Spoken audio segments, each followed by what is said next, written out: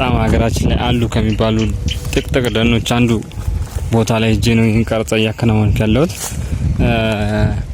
ይህን ቪዲዮ እንደምትወዱት አይ ሆፕ ተስፋ አረጋለሁ። ይህን ቪዲዮ ለመቅረጽ ብዙ ለፍቼ ነው የቀረጽኩትና ቪዲዮን ላይክ ሰብስክራይብ ብታደርጉ ደስ ይለኛል እና እዚህ ቦታ ላይ መጥቼ ለእናንተ ለማሳየት ነው እዚህ ድረስ የመጣሁትና ቦታው በጣም ጥቅጥቅ ያለ ጫካ ቢሆንም አስፈሪ ነው እንደምትመለከቱት። እንዲሁም በአቅራቢያ ከሩቅ ቤተክርስቲያን የተሰራ ምናምን ይታያል እና ጫካው በጣም ጥቅጥቅ ያለ ውስጡ ላይ የተለያዩ የዱር እንስሳት ይገኛሉ እና ወደ ውስጥ ጠለቅ ብዬ አልገባም፣ ምክንያቱም ነብርም አለ የሚባል ነገር የአካባቢ ሰዎች ስለነገሩኝ ዳር ዳሩን ለመቅረጽ የቻልኩት መጠን ያህል ወደ ውስጥ ገባ ለማለት ሞክራለሁ። እንደምታዩት ይሄ በጣም ያምራል። ፊት ለፊት ጥቅጥቅነቱ ለሰማይ ራሱ ቅርብ ነው የሚመስል ይታያችኋል አይደል? ተራራ ቦታ ላይ ስለሆነ ከፍ ያለ ቦታ ላይ ስለሆነ ማለት ነው ለሰማዩ ራሱ ቅርብ ነው የሚመስለው እና አካባቢው በጣም ዝናብ በሚዘንብ ወቅት ይታያችኋል። እዚህ ጋር ጥርግርግ ያደረገው አትክልቱን ዛፎቹ እንዳለ ጠራርጓቸው ነው። ከፍተኛ ዝናብ በሚዘንብ ወቅት ላይ ከፍተኛ የሆነ ጎርፍ ነው የሚመጣው።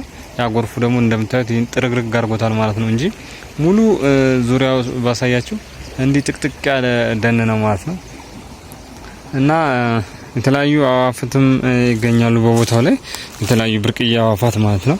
አሁን እነዚህ ለምሳሌ እርግቦች ምናምን ታውቃላችሁ አይደል? እነዚህ አይነት እርግቦች ብዙ ጊዜ መመናመን አለ። ክንፋቸው ረጃጅም የሆኑ ወፎች ፊት ለፊት የሚታያችሁ ከሆነ አሁን የሚበሩት የተለያዩ የውሃ ዶሮ የምታውቁ ከሆነ ውሃ ውስጥ የተሽለኮለከች ነው የምትገኘው። ካሜራ ላይ ያልገባልኝ ብላይ ነው እንጂ ከመጣች ድንገት ቀርጬ ማሳያችሁ ነው የሚሆነው እና እንደምትመለከቱት ጫካው ጸጥነቱ የወፎቹ ይታያቸዋል። እነዚህ አይነት ወፎች ክንፋቸው ረጃጅም የሆኑ ወፎች ስማቸውን እንኳን አላውቀውም እና ሀገር ውስጥ ብቻ የሚገኙ አይነት ነገር ናቸው አሉ። ስማቸውን አላውቀውም። ስማቸውን ማጣራት ሞክራለሁ። ወይም የምታውቋቸው ሰዎች ካላችሁ ኮሜንት ላይ ብጽፉልኝ በጣም ደስ ይለኛል እና ይህን ይመስላል ማለት ነው። በጣም ጥቅጥቅ ያለ ነው። ወደ ውስጥ ገብቼ ለመቅረጽ የሞከርኩ ነው፣ ግን ካሜራ ላይ በቃ ጥቅጥቅ ስለሚል ምንም በርቀት ቀርጬ ለማሳየት አልሆንልኝ ብሏል።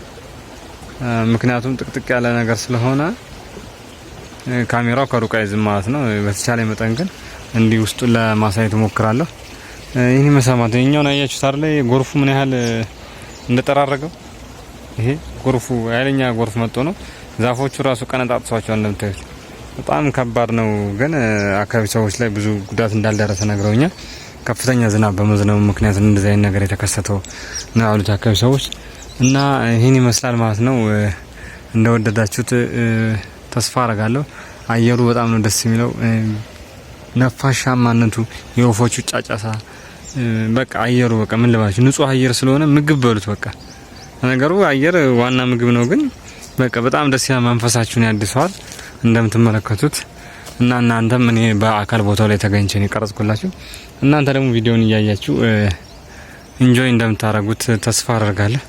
ይታያችኋል አይደል? ጥቅጥቅነቱ በጣም ጥቅጥቅ ያለ ነው። ይሄ አሁን መሀል ላይ የምታዩት ሜዳ ነገር የሚመስለው ጎርፉ ዛፎቹን አስተኝቷቸው ነው። ይታያችኋል አይደል? እዚህ ጋር ተኝተው ደርቀው ነው። ሰሞኑ የዘነበው ዝናብ ከፍተኛ ዝናብ ያው ጠራርጎ ያመጣው ማለት ነው። እዚህ ጋር ወደ ጎን አስተኝቶት ነው ጎርፉ ወደ ጎን አውጥቶት ማለት ነው። ወደ ታች ጥቅጥቅ ያለ ደን ስለሆነ እንጨቱን ይዞ መሄድ ስላቃተው ወደ ጎን ተፍቶት ማለት ነው እና ይሄን ይመስላል ማለት ነው።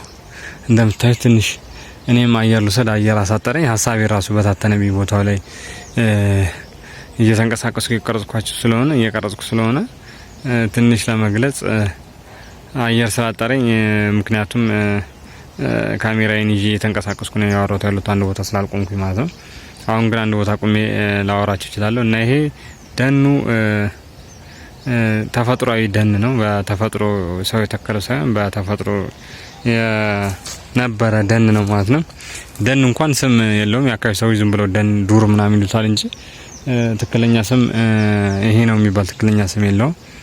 የሚገኘውም እንጦጦ አካባቢ ጋር ነው። ከአዲስ አበባ ሳንወጣው ማለት ነው። ይሄ እንጦጦ አካባቢ እንጦጦ በብዛት እንደውም የባህር ዛፍ ምናምን ጥቅጥቅ ያለ የባህር ዛፍ ደኖች ነው የሚገኘው። እዚህ ጋር ግን የሚገርማችሁ የተለያየ አይነት ዛፍ ነው ያለው። እንጦጦ ወደ ፍተሻው አካባቢ ማለት ነው። እዛ አካባቢ ነው የሚገኘው። የተለያዩ ጅብ ምናምን አለ ነብርም አለ ብለውኛል። የሚገርማችሁ ብዙ ሰዎች በዚህ ጋር አይንቀሳቀሱም፣ ብዙ ሰዎችም ወደዚህ አይመጡም ማለት ነው። ብዙ ጊዜ የተለመደው ወደ ዛፉ ያለበት አሁን የኮሪደር ልማት ምናምን የሚሰራበት ያለው ነገር ነው እንጂ እንደዚህ አይነት ቦታ ብዙ ሰዎች አይመጡም። እኔም ሰዎቹ ጥንቃቄ ያርግ ምናምን ብለውኛል። ያው በተሻለ መጠን ተጠንቅቄ ወደ ውስጥ አልገባሁም፣ ምክንያቱም ሪስክ ስላለው እና ቆቅ ምን ታውቁ ከሆነ ቆቅም አለ እና ይሄን ይመስላል ማለት ነው። ሌላ ቆንጆ ቪዲዮ ደግሞ ከአዲስ አበባ ወጣ ብዬ እምሰራላችሁ ይሆናል። ከወደዳችሁት ወድጄዋለሁ ብላችሁ ኮሜንት አድርጉልኝ። በሌላ ቪዲዮ እስከምንገናኝ ሰላም ቆዩ። ባባይ ቻው።